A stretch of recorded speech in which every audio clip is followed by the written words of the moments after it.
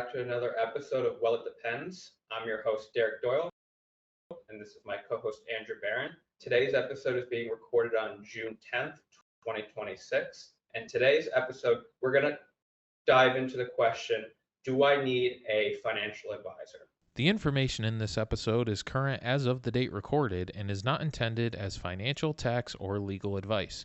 You should consult your tax, financial, and or legal advisors before implementing any transactions and or strategies concerning your finances.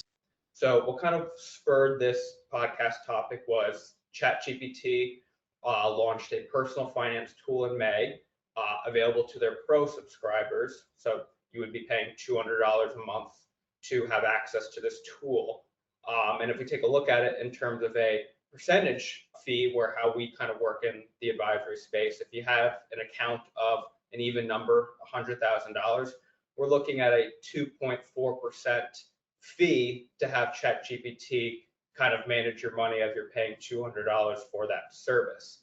As advisors, there really isn't an honest yes or no answer. It's a well, it depends answer when it comes to do you need a financial advisor. But first, we're going to kind of talk about going it alone, not having an advisor, and some of the challenges that you might face.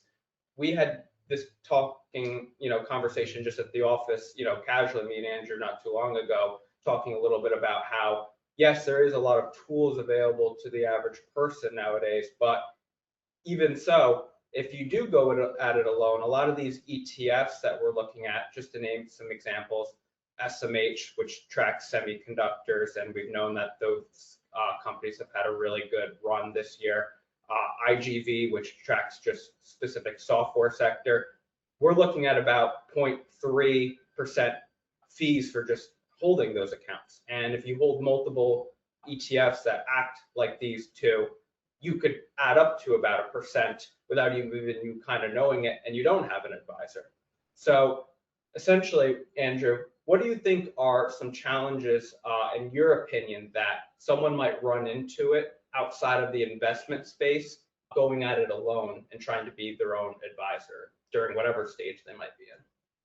One of the big things that just pops up is just being educated on all of the tax laws, the macroeconomics, and just the greater picture of your cash flow and your financial goals. And is it impossible for someone to get there? I would honestly say no, but you would have to make the commitment to educating yourself and finding the hours to do so, which you may not want to do. And that kind of follows in line with getting older. I find a lot of times, especially in married couples, one person takes a primary role in the financials and the second person kind of takes a back seat. What happens when and if the first person passes or has a cognitive decline just because they get older?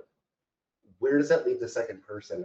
And especially if they are completely unaware or ignorant of finances, they could make a really horrible mistake. One of the big things about being a financial advisor is solidifying a relationship so we understand the needs and priorities of our clients over time, what they want over the long term, and then helping them implement those. Yes. And you had mentioned a little bit about life stages and how that's a big role when making the decision. Let's dive into those life stages. So what we like to classify the 4 major life stages are as early retirement. So we're looking at your 20s and your 30s.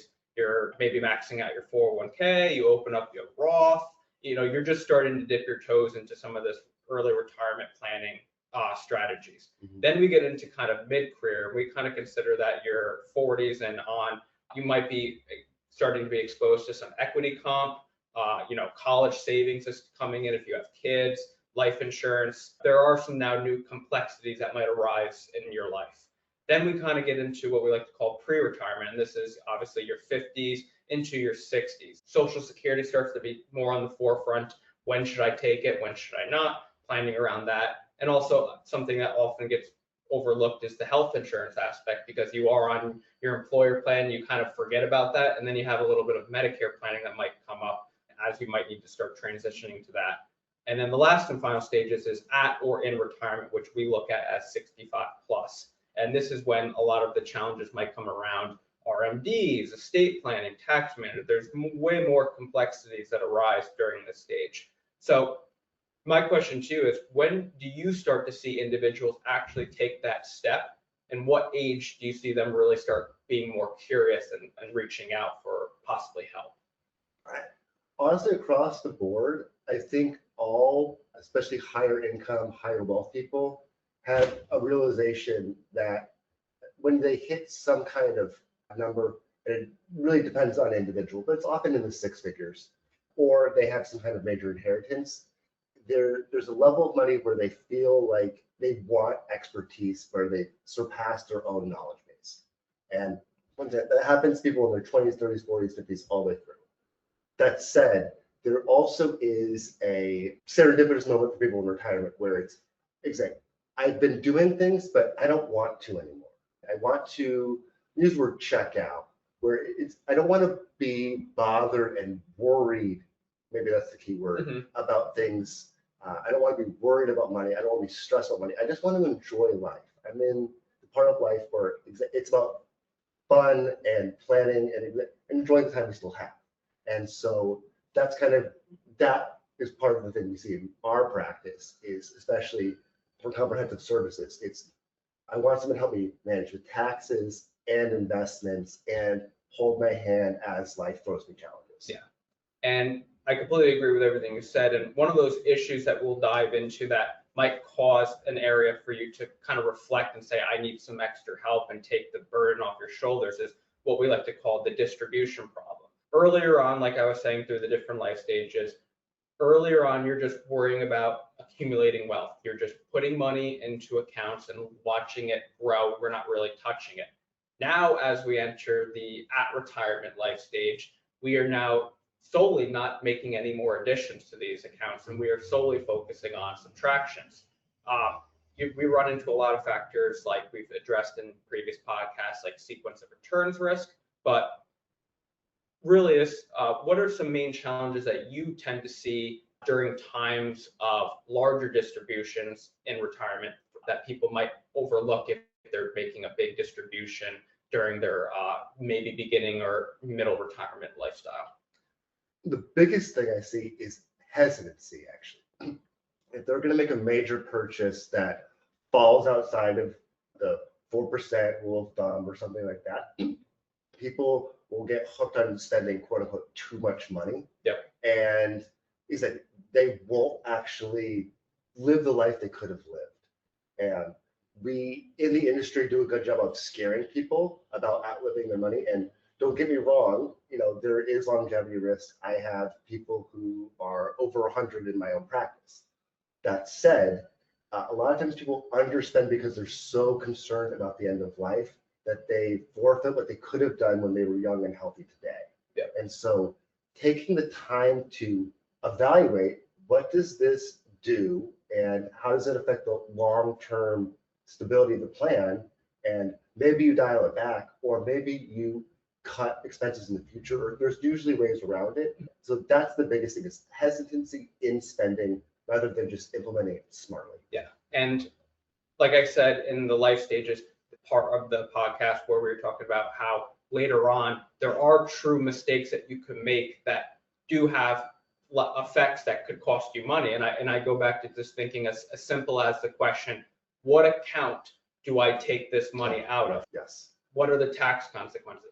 Just simple things like that, of understanding which account makes sense given the right moment in time, even in the calendar year, can have ultimately effects down the long run in terms of a tax efficiency standpoint and save you money. So truly taking money out of your account is where you start to see some possibly expensive mistakes occur if you don't make the right decision. That leads into our final topic of just kind of us talking about what do we think actually makes a good advisor. And I think the value is in the planning process, the actual setting the meetings and talking about how your year's going and what's going on every quarter, if not, for maybe some people every month, just staying on top of things and making it more of a routine and getting into a habit, whereas some people might not have that discipline to sit down and talk about finances because most people don't find enjoyment in doing that. I also think it's a behavioral value, and we can even go back and look at something more recently that happened in April of 2025 when the market fell off a cliff during the tariffs. You can help and dramatically save a client tens, thousands of dollars from just helping them not panic sell during times and crises that happen in the market. You see it all the time where a lot of times when you want to sell, you're already too late. And this is now the worst time to be possibly selling when the market has already fallen 10, 15%. So my question back to you is, in your opinion, what is something that do you think that is often overlooked as a good job that advisors do that clients might not see as we are kind of doing things a lot of times in the backgrounds? One of the biggest things I see, and I'm stealing this language from a senior advisor early in my career, is that we are professional naggers. And it is our job to get our clients to the finish line. And sometimes it's easy and sometimes we have to drag them there. But that is one of the key things, is not just doing the planning, but implementing the plan so that it actually matters and takes effect. Because you can do all sorts of planning, but if you actually never implement it, it's worthless. Yeah, no, I completely agree with that. So that about wraps up today's episode. I am your host, Derek Doyle. And I'm Andrew Barron. And we'll see you guys next time.